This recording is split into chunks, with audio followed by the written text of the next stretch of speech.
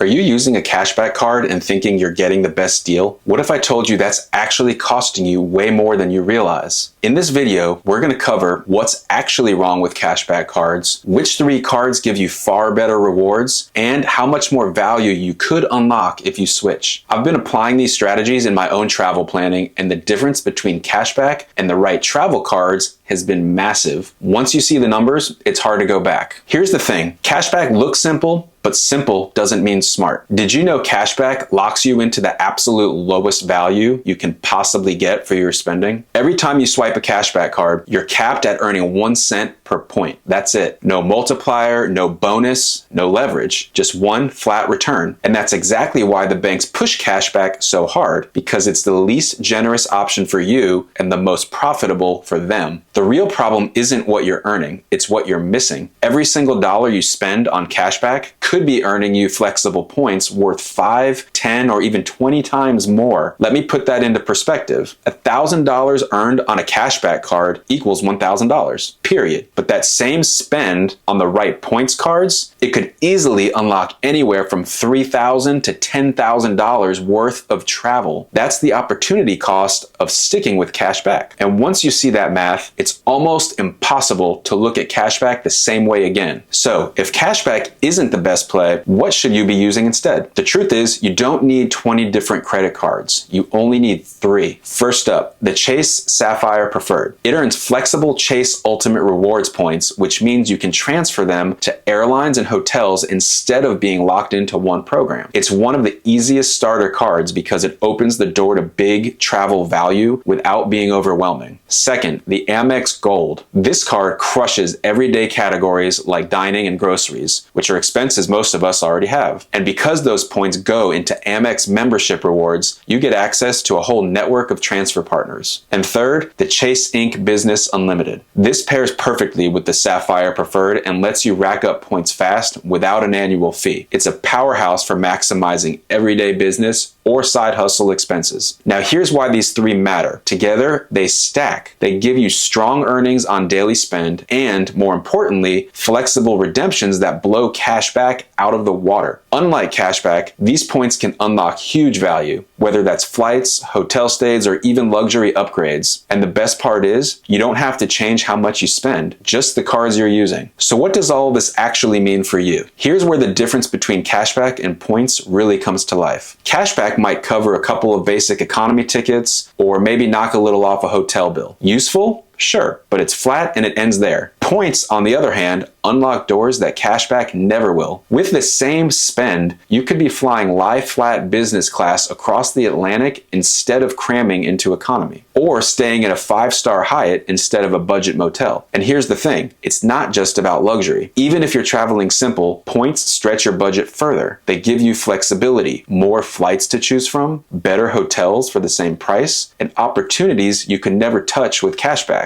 Bottom line, cashback locks you into the floor, points open up the ceiling. And once you experience that difference, it completely changes the way you think about every dollar you spend. If you're still using a cashback card, you're leaving serious value on the table. The right points cards don't just give you 1% back. They open the door to travel opportunities that cashback simply can't compete with. If you missed last week's video, which I'll link above, that one shows you how the way you plan trips can save or cost you just as much as the card you use to pay for them. And if you want to see what these strategies look like in real life, watch my video on how I flew my family of 4 to Europe in business class for just $300. That's the kind of payoff this approach makes possible. Make sure to hit like if this helped you, subscribe so you don't miss the next video, and I'll see you in the next one with another way to stretch your travel budget further.